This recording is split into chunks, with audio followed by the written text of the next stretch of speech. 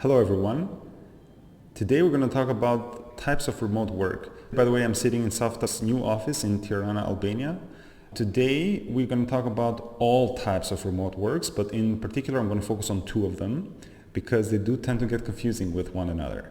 So, first type of remote work, no remote, right? So there are a few industries like medical and manufacturing that you cannot do remote work. You have to be there in order for you to do the job.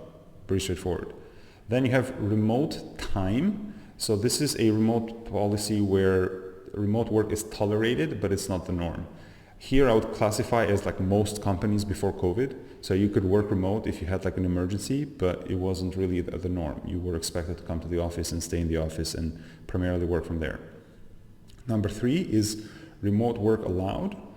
These are many companies after COVID, so even though you are allowed to work remote, you need to fulfill a few days in the office. So you need to be X amount of days per week in the office. The office is still very central, it's still a central place.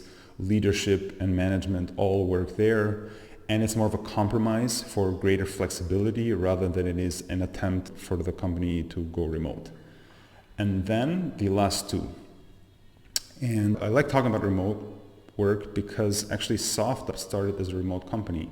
So the management team was abroad and we created this team from originally Albania and then it spread all over the region. And therefore we have some experience in this. And we started as a remote friendly company and for many years we operated as that. And now we're trying to go into a transition where we become more remote first. So where we have processes and documentation and things in place where we can operate fully distributed.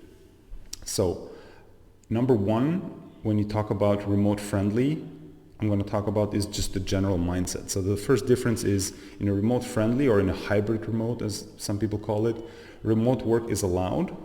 Some employees can work remotely, but not all of them. And a significant chunk of the team still works from the office.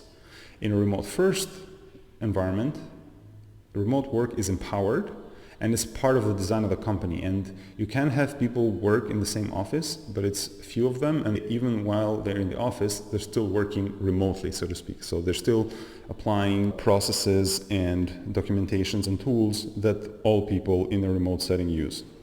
So that's number 1. Number 2 is how you make decisions or how you make specifically key decisions. So in a remote friendly company, most key decisions are made in the office. Whereas in a remote first company, most key decisions are made online where all relevant stakeholders are present. And that has to do also where management is sitting, right? So if the management is sitting in the office, obviously all key strategic decisions will be made in that office. And then if management is also remote, then all strategic decisions will by default have to be also remote. Number 3 is processes and tools. So if processes and tools revolve around the office, then obviously you have a remote friendly work environment. But if you have processes and tools and documentations and transparency for everybody to read remotely, then you are more of a remote first. So you need to have specific processes, specific tools that you need to assume that nobody will go to the office basically and still have a running company.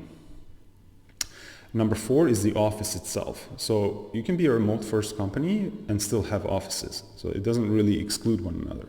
However, the office in a remote friendly company is more of an epicenter. So it's the epicenter of power and culture. So the company culture is created in the office and the company power, as I said, the key decisions are also primarily happening in the office.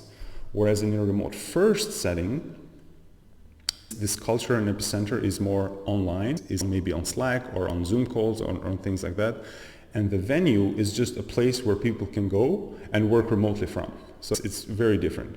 You do have some FOMO, so fear of missing out, and you do have people falling through the cracks in a remote first company. But that's why it's very important to set up like data tracking systems and checking engagement and satisfaction. I don't mean to monitor employees, but to be more proactive, to ask how they're feeling, how they're doing, how engaged they are, to have tools and systems in place so that people don't feel left out or they don't have a fear of missing out or they're not up to date with what's going on with the company, both on a formal and sometimes also on an informal level. Point number 5 is communication. So in a remote-friendly company, communication is synchronous, so meaning real-time, meaning I come to you, I ask you a question, you give me a response, and then I go back to work. So it's real-time, it's almost instantaneous. In a remote-first, it's asynchronous, meaning I ask you a question online or via some tool, and then I wait when you become available, when you wake up, or maybe you'll be working in the time zone or you're busy, and then maybe 3 hours later I get a response. So it's asynchronous. So going back to the culture and going back to the mindset, however you set this up is going to define if you're more of a remote-friendly or a remote-first company. And then point number 6, the last point, is meetings. So meetings in a remote-friendly company happen usually in the office and around when it's convenient for the people in the office.